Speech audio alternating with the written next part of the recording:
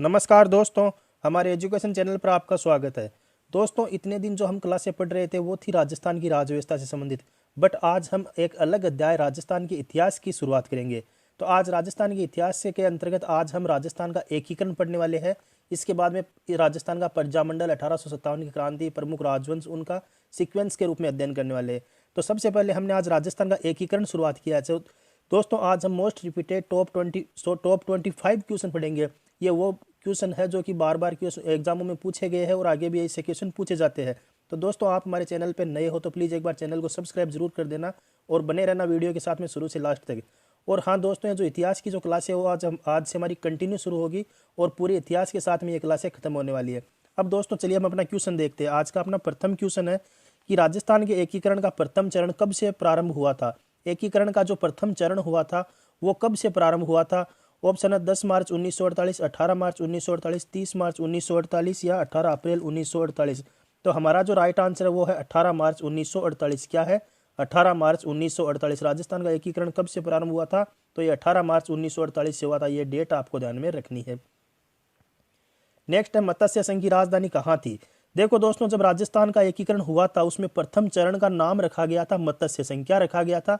मत्स्य संघ रखा गया था। अब क्वेश्चन में पूछा गया है कि मत्स्य संघ की राजधानी कहाँ थी। अलवर, धौलपुर, भरतपुर, धौलपुर, अलवर या करौली। तो दोस्तों, ये मत्स्य संघ की जो राजधानी थी वो थी अलवर। कहाँ पे थी? अलवर इसकी राजधानी हुआ करती थी। नेक्स्ट अपना क्वेश्चन है, मत्स्य संघ का उद्घाटन कहाँ पर हुआ था। देखो, राजस्थान एकीकरण के प्रथम चरण का जो नाम था वो था मत्स्य संघ। और क्वेश्चन में पूछा गया मत्स्य संघ का उद्घाटन कहाँ पर हुआ था। नीमराणा, अलवर, धौलपुर या लोहागढ़। तो इसका उद्घाटन हुआ था लोहागढ़ में। कहाँ पे हुआ था? लोहागढ़ में। और लोहागढ़ दुर्ग में इसका उद्घाटन हुआ था। और ये लोहागढ़ दुर्ग है वो राजस्थान के किस जिले में है?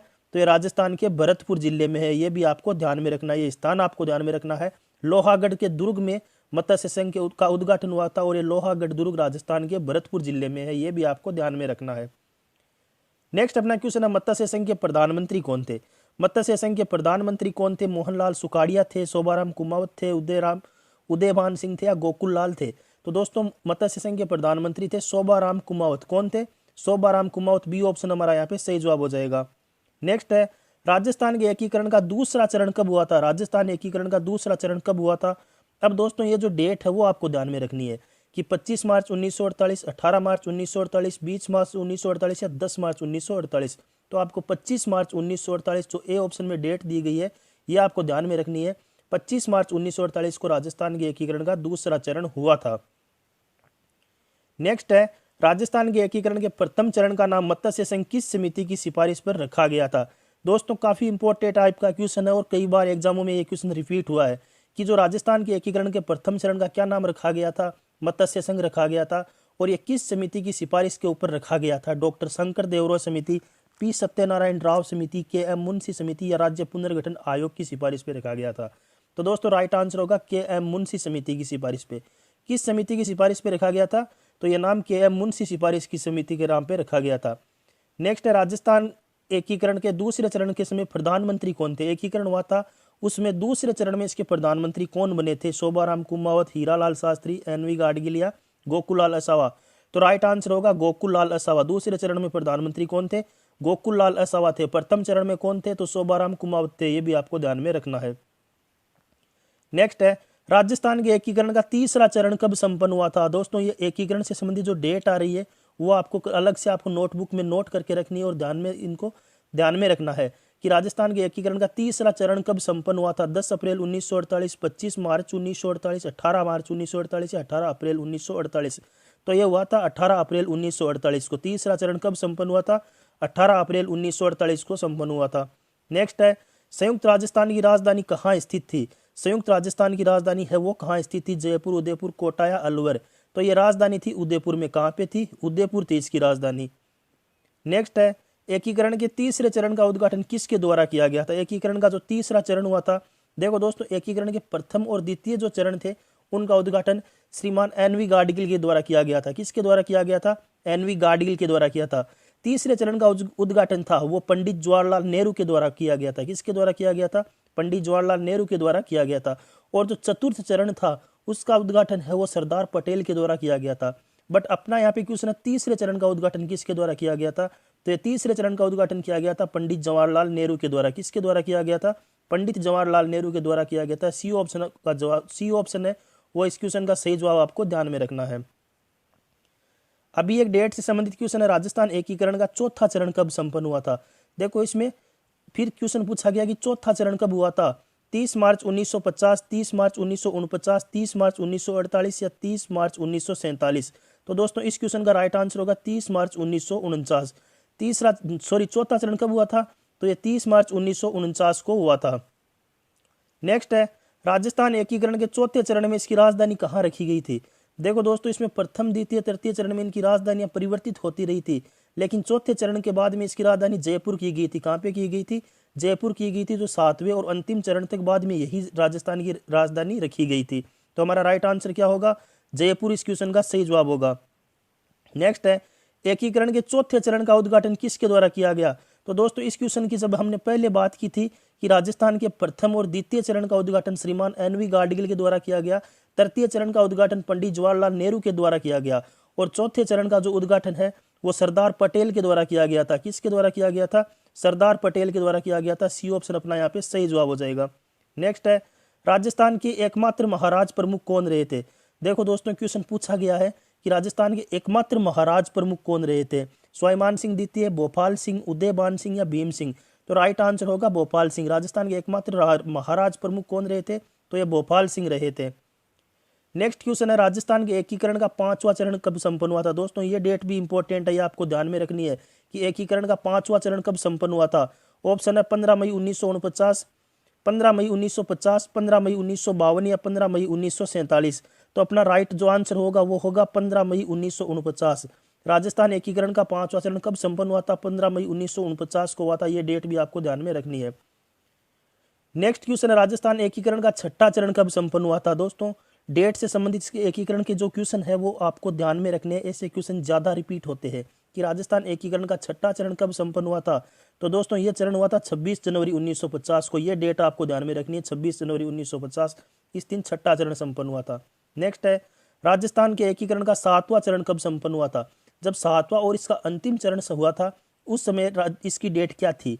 तो दोस्तों यह आपको ध्यान में रखना है 1 नवंबर 1956, और इसी 1 नवंबर को राजस्थान का स्थापना दिवस मनाया जाता है। नेक्स्ट है, राजस्थान के एकीकरण के सातवें चरण में राजस्थान के मुख्यमंत्री कौन थे? देखो दोस्तों जब इसका सातवां और अंतिम चरण हुआ था उस समय राजस्थान के मुख्यमंत्री कौन थे? मोहनलाल सुखाड़िया, हीरालाल शास्त्री, टीकाराम पालीवाल या जयनारायण व्यास? तो अपना राइट आंसर होगा मोहनलाल सुखाड़िया। कौन थे? एकीकरण के अंतिम चरण में, सातवें चरण में राजस्थान के जो मुख्यमंत्री बने थे वो थे श्रीमान मोहनलाल सुखाड़िया साहब। नेक्स्ट अपना क्वेश्चन है, एकीकरण के किस चरण में आबू व देलवाड़ा का राजस्थान में विलय किया गया? आबू व देलवाड़ा का विलय है और एकीकरण के किस चरण में किया गया था? चौथा चरण, पांचवा चरण, छठा चरण या सातवां चरण? तो आबू व देलवाड़ा का विलय सातवें चरण में किया गया था। किस चरण में किया गया था? सातवें चरण में किया गया था। नेक्स्ट क्वेश्चन है, एकीकरण के किस चरण में नीमराणा ठिकाने का विलय किया गया था? नीमराणा ठिकाने का विलय दोस्तों किस चरण में किया गया था? तो ये प्रथम चरण में किया गया था। और प्रथम चरण को और क्या कहा जाता है? तो प्रथम चरण को कहा जाता है मत्स्य संघ। क्या कहा जाता है? मत्स्य संघ कहा जाता है। अगर हमें क्वेश्चन पूछा जाए कि नीमराणा ठिकाने का विलय किस संघ में किया गया था, तो हमारा राइट आंसर होता है मत्स्य संघ। या चरण पूछा जाए तो प्रथम चरण, यानी कि इसे प्रथम चरण को ही मत्स्य संघ कहा जाता है। नेक्स्ट क्वेश्चन है, कुशलगढ़ ठिकाने का विलय किस चरण में हुआ था? देखो दोस्तों जो कुशलगढ़ ठिकाना था उसका विलय किस चरण में हुआ था? प्रथम चरण, द्वितीय, तृतीय या चतुर्थ? तो राइट जो आंसर होगा वो होगा द्वितीय चरण। कुशलगढ़ ठिकाने का जो विलय है वो द्वितीय चरण में हुआ था। नेक्स्ट क्वेश्चन है, राजस्थान के एकमात्र राज प्रमुख कौन रहे थे? दोस्तों राजस्थान के एकमात्र जो राज प्रमुख रहे थे वो जयपुर के शासक थे स्वाभिमान सिंह द्वितीय। वो राजस्थान के एकमात्र राज प्रमुख रहे थे। कौन थे? जयपुर के शासक स्वाभिमान सिंह द्वितीय थे, जो कि राजस्थान के एकमात्र राज प्रमुख के पद पर रहे थे। नेक्स्ट है, मत्स्य संघ की कुल वार्षिक आय कितनी थी?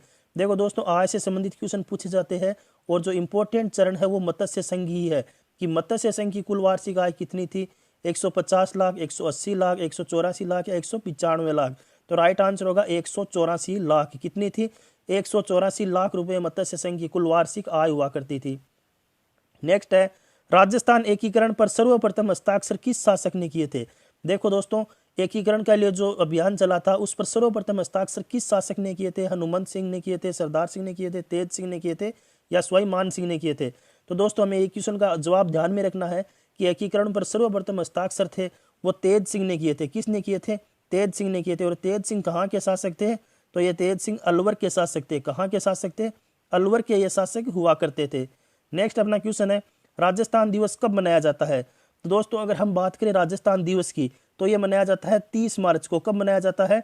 30 मार्च को मनाया जाता है। लेकिन जब हम बात करते हैं राजस्थान का स्थापना दिवस, तो स्थापना दिवस कब मनाया जाता है?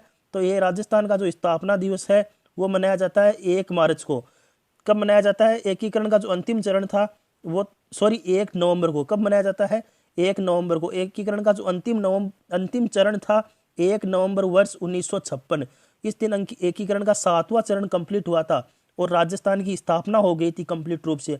इसलिए राजस्थान का स्थापना दिवस तो मनाया जाता है 1 नवंबर 1956 को। और राजस्थान दिवस की बात करें तो चौथे चरण में 30 मार्च 1949 को जो चौथा चरण कंप्लीट हुआ था उस दिन इसका नाम राजस्थान रखा गया था। अतः 30 मार्च को राजस्थान दिवस मनाया जाता है। कौन सा दिवस मनाया जाता है? राजस्थान दिवस मनाया जाता है।